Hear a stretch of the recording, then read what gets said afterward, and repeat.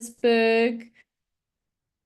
Thanks, Joy. I am the marketing and communications manager for the long run.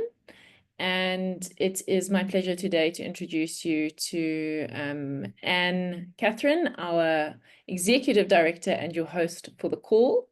Just to do a little bit of housekeeping, I think it's easiest if we pop any questions in the chat whilst Anne is presenting. And then because we have not a massive group today, we will open up the channels so we can chat afterwards and take live Q&A. But we'll go through the questions that come up during the call in the chat. Sorry, Duncan seems to have dropped out and come back. And yeah, we are recording. And thank you for joining us. This is our first open day. It's not a day, it's open half hour. But this is our first open call that we've run for the long run. We realized there was a need to just put it out there and get an explanation and an understanding going around what the long run stands for and who our members are and how one can join the community. So we'll be doing a couple more of these through the year. So if you have any friends, colleagues, or peers who you think would benefit from joining this short meeting, please do put them in touch with us and we'll make sure they're included next time.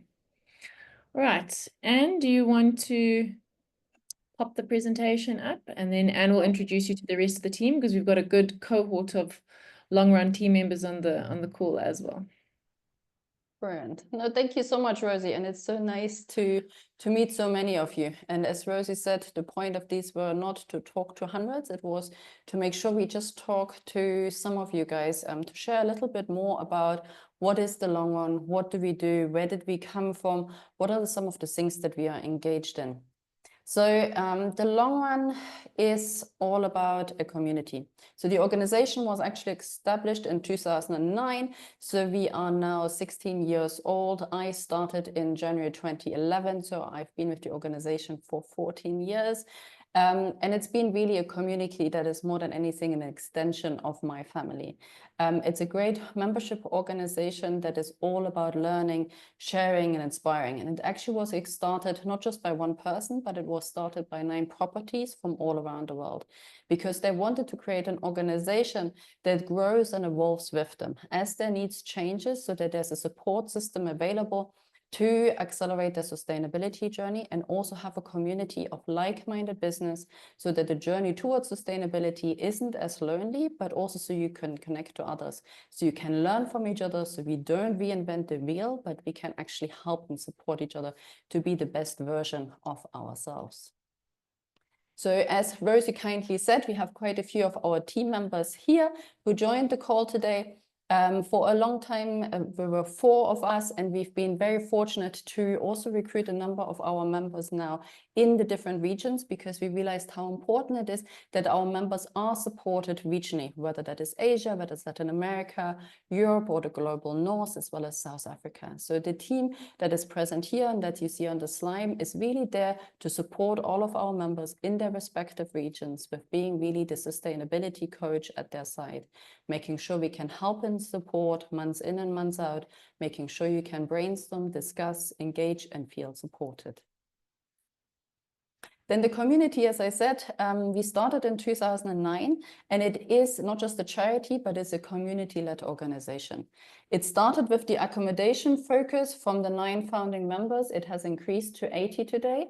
But then over time, what we realized is we really want to make sure we don't just create islands of best practices. So while we work with different properties all around the world, we are also working with DMCs, with tour operators, travel designers, and everybody in the value chain, because we want to make sure that there's also an understanding in the wider tourism industry about what does sustainability mean to them and how can we help them accelerate the journey, as well as making sure that while we cannot sell any of our members, we can create a very conducive environment to connect the different places, whether that's accommodations to DMCs and tour operators, so they can collaborate, because they are vision aligned and mission aligned about all about being sure that we want to protect ecosystems for posterity, and commerce is one of the parts. We also strongly collaborate with different organizations around the world, because ultimately we want the whole tourism industry to be the best possible version of itself. So when it comes to the long run, as I said, is we've evolved, we've changed year on year. I've done this for 14 years and been very fortunate to see how it evolved. And it's the great thing is it's never the same. Year on year is always changing, evolving with the needs of our members, because we want to always remain relevant. So depending on what is the importance to our members, what are the challenges that they're facing, what are the priorities for them in the years to come, this is how we are moving along, how we are changing what our focus is, and how we are bringing different things into the community, just to make sure that we can help and support them. As I said, we are working with properties all around the world. Property-wise, it is actually more on the global south than the global north.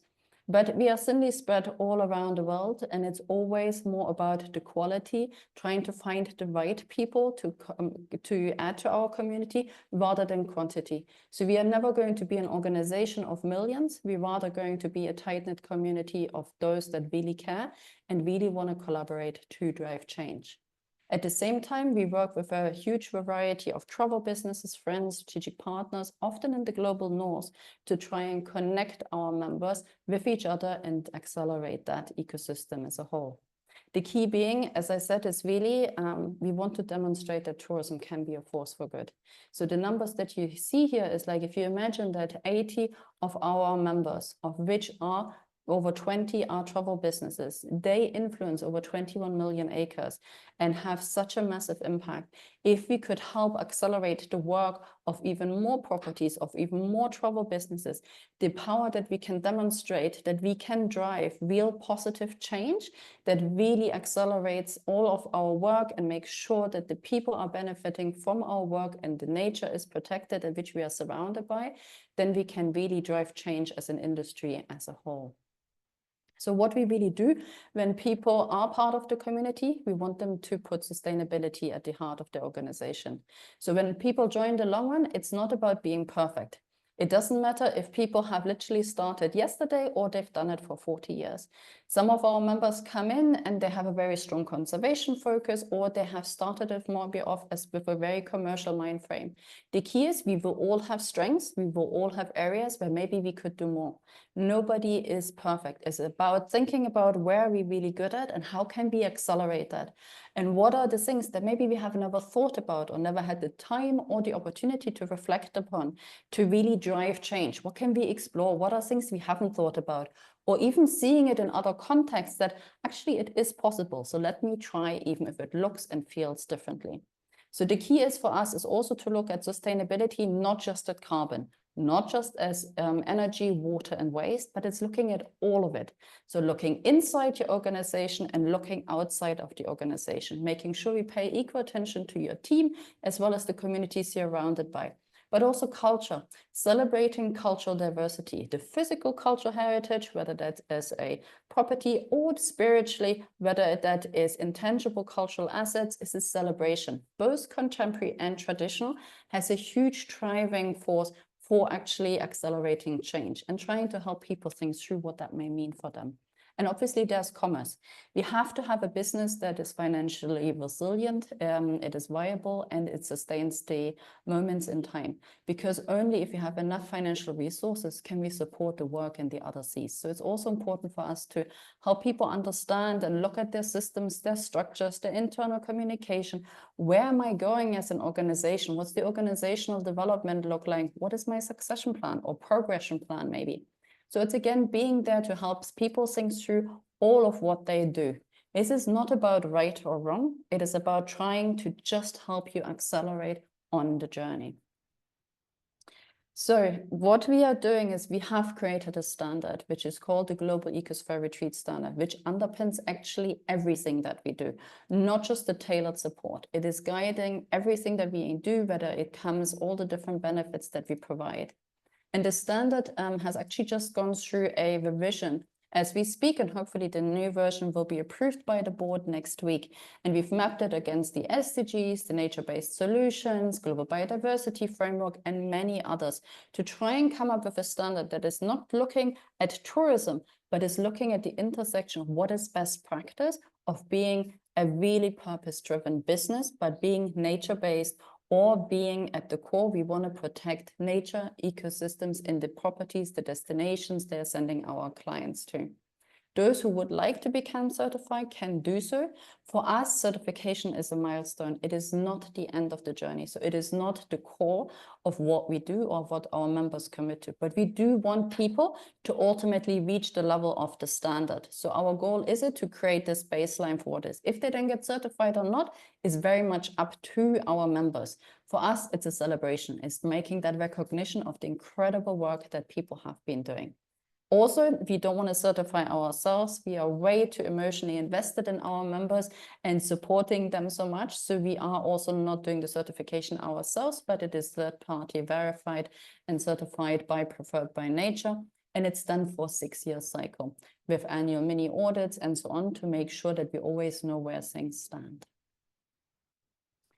As I said, it's not about certification. For us, it's this community of best practice, is making sure we are there as a sounding board for you to overcome any challenges that you face, to identify opportunities, to connect you to like-minded business, and really to understand so you can accelerate, so you can communicate your work in the best possible way. So some of the things that we are doing with our members is obviously we do a lot of technical support on that acceleration of where you're now versus where do you want to go. So we are doing a lot of just being by your side and making sure you have the help and support, but also then connecting you to all of these incredible places, people and businesses all around the world. So you can share questions, you can connect, you can, just learn from each other. For me, reinventing the wheel is really not the point. The point is that we want to see that maybe we've learned something in the Philippines, and you know what? It's equally as applicable in Ireland, North America, Peru, or here in Kenya, where I am based. It's learning from each other. Things may look slightly different, but the core is actually there's a lot of lessons that we can learn. We've also realized how important it is that we don't just a global community. We have webinars, we connect a lot on a virtual basis, we're on WhatsApp groups and otherwise, but it's also important to complement that with in-person meetings. So we do workshops and meetings in the different regions that we have in East Africa, South Africa, Asia, Latin America, or Europe, but we also have one annual gathering where we all come to a property, and we made a conscious decision that these meetings are not in London, in Singapore, or in Sydney, or wherever, but we're going to a property so you can look and feel and see what do the 4Cs look like? What are their challenges and their opportunities? So we can take ideas home and accelerate it.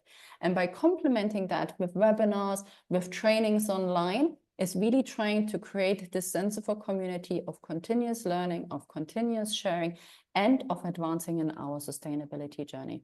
The great opportunity also exists. Go and meet each other, even outside of these meetings. A lot of our members send staff around the world or within their regions to look and learn, so they can come for a week, a month, and see and be part of somebody else's team. Having that exchange can really help people accelerate so that sustainability also permeates the entire organization. It doesn't just stay with the owner manager, but the different people within the organization also better understand how can they be part of the solution and help the business very much to achieve its long-term vision. And then championing your impact. I personally feel everybody these days is green, sustainable, and regenerative, or any term that we want to use these days. It's trying to communicate what is your impact, and then to really be able to help you tell that story, support you to our best of our ability, and then use our communications channels and with Rosie's great help, in lots of different ways above and beyond the long run as well, to get the word out about what you stand for and what you do. So again, because we are a charity, we cannot sell anyone. This is not the function. That doesn't mean we can't help and support you to be really credible and be really transparent about where in your journey is at. So we can cut through the noise, so we can really demonstrate, this is who I am, this is where I am on my journey, and this is why it is important, what I am committing to and what I'm trying to achieve. A lot of our members, as well as the Long Run, have been featured in lots of different magazines and publications, and it's way more than these, but it's just one. And the Long Run has just been an award winner of the Travel and Leisure, which has been very exciting, to be honest. And it's really all about just celebrating what you guys are doing and making sure that we as an organization always stay true to our course, and that is protecting nature for posterity and making sure we support everybody to do that to the best of their abilities. In addition, obviously, of working with our members, we are also working and collaborating with lots of people, whether that's in the tourism industry or in the conservation biodiversity aspect. So we are collaborating with lots of different people to make sure that we can drive change, not just within our community, but as an industry and as in the global agenda as a whole. And that's very important to us as well. So we will always engage and always collaborate to make sure that the lessons learned, the best practices shared, both good and the failures, can accelerate, can inform others so they can drive change in their network. I hope that gave you a brief introduction to what we are all about, and I look forward to your questions if you have any. We are a very open community, so I really look forward to hearing also about you, where you're at, and if you feel maybe it's a community that can help and support you.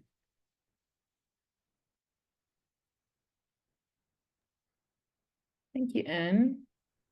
Yeah, as Anne said, jump off mute. We've got plenty of time left, so let's use it to have a chat. Anyone, any questions? No, Are we talking, Anne, or are we writing on the chat? You may talk as well. It's just when I talk and then somebody raises their hands, it's always tricky, but I would rather talk than read. Very good.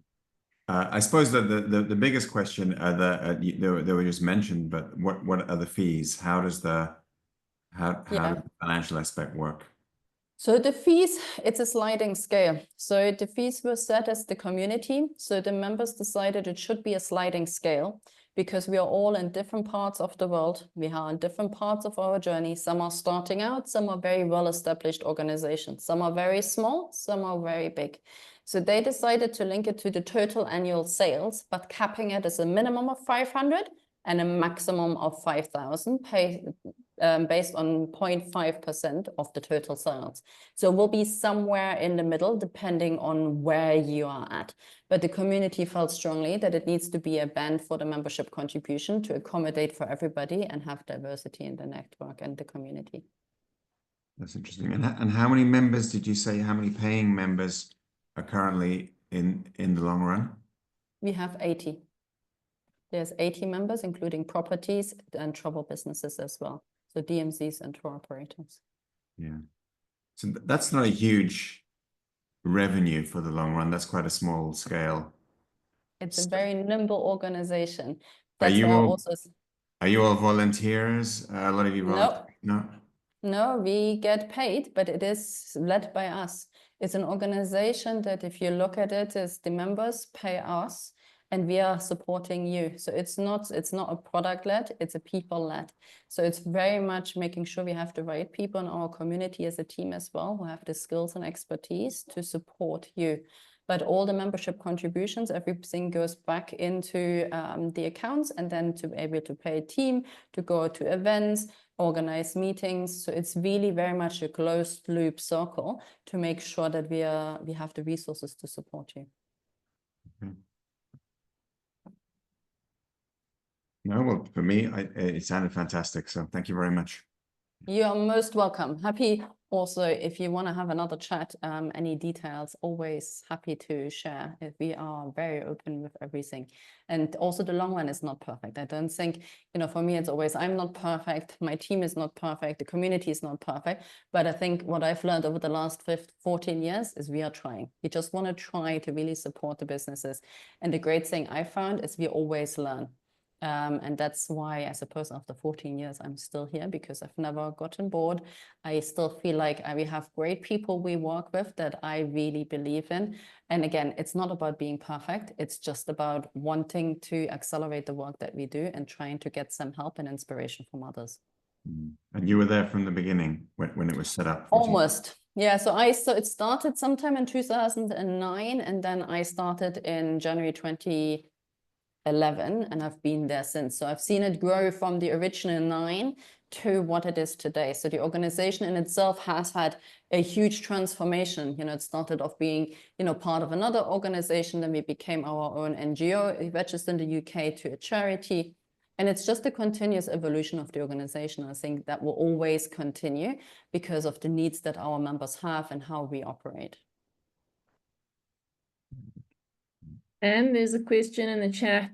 Maybe you can give some examples of some of the membership benefits that are often used by the members. There's lots, to be honest. I think, you know, looking, so one of the things is we have, one thing is we have a very active WhatsApp group. So for example, looking at the different regions in East Africa where I am, people constantly message each other about, you know what do you do about safes? Do you have them in your rooms? What are you doing? Or who is a really good supplier for X, Y, and Z? So it can be as practical as that on a regional level to, you know, wanting to come and join the annual meeting and be really inspired by spending 4 or 5 days with an extra 40, 50 members from all around the world and having that deep dive, you know, having breakfast, lunch and dinners with everybody, you know, going exploring, experiencing, having time to brainstorm key things that we are challenged by or that we are all working on. So it can be as big or as small as we want it to be. We have a newsletter that goes out every month as well. And people are really keen to connect with each other in the different ways. We have the webinars that we hold every month to make sure we bring in experts into the community, making sure we have different ideas, very practical, or also opportunities to pitch your challenge, where we can just as a community come and help together to help solve each other's problems and be there for each other. And sometimes it's just talking things through with people that are like-minded that can be really, really helpful. Or that when we are going to Pure or we are Africa or remote, or I don't know, I've just come back from the Villas Institute in Switzerland, is representing our members, you know, trying to showcase what it means to be a business and to have that impact. What does it really stand for? And so many people don't know, you know, having the voice of the private sector communicated, whether that was at COP in Baku last year where I went, and just raising that flag is really important, or giving members the opportunity to speak in those places, whether that's webinars or other ways, is really key. So there's a lot of different benefits. The key thing we do is that tailored support, making really sure we get under the skin of everybody, whether it's property, tourism, or travel businesses. We really want to understand where people are at, what are the challenges they face, where do they see opportunities, and to talk this through so you can make that plan as to where do you want to go, what is the vision, so that that long-term vision can help you guide the day-to-day, because none of us have a finite or an infinite opportunity for money and resources. We all have what we have. Maybe we have 2 employees, maybe we have 500. It doesn't matter, but if we don't think through the here and now and where we want to go, we may not be as effective and impactful as we can be. So we are really just trying to be there for our members to help them think through it, be on their sides, bring in ideas and connect people, and then inspire the others that it is possible. And it doesn't cost us huge amounts to actually drive change if we're being very careful and very clever about it.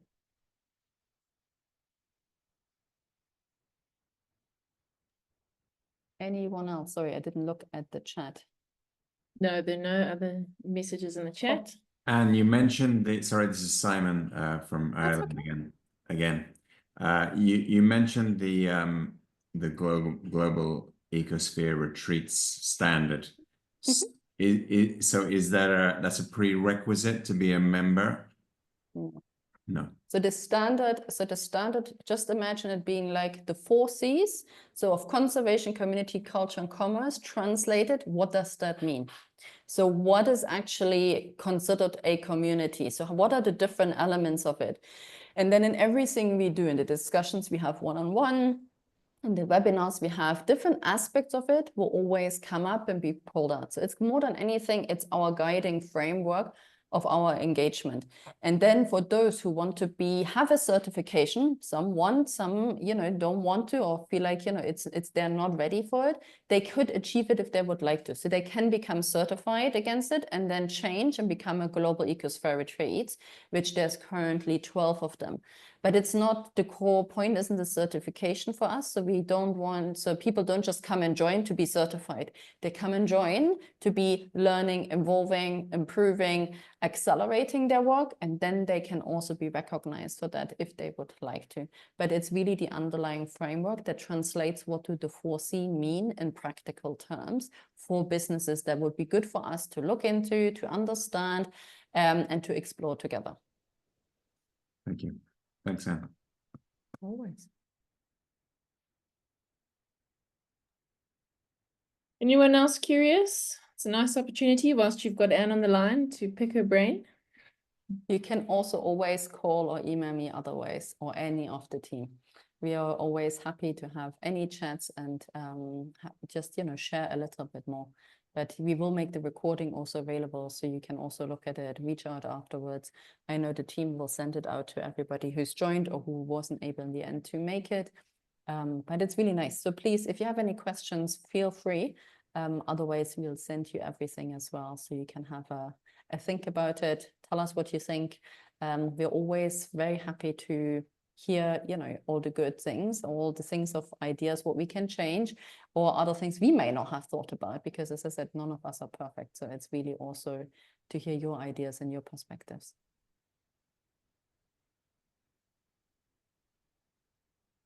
Brilliant. Cool. Well, I think Yay. with that, yeah, we'll hopefully see you all on the airwaves or in person soon. Thank you, Anne, for taking us through that, short and sweet, as promised. And spread the word. We have an awesome newsletter. Sign up on the website, and be sure to discover and uncover the magic behind all of our members, because they really are some of the most special destinations in the world, and people just curating and creating these unbelievable experiences for travelers who really do understand there's so much good to be done through eco-conscious travel, I guess. So yeah, hopefully we'll see you again soon on one of our other calls. See you soon, everyone, and thank you so much for your time. Cheers. Cheers, Thank guys. you. Bye. Bye.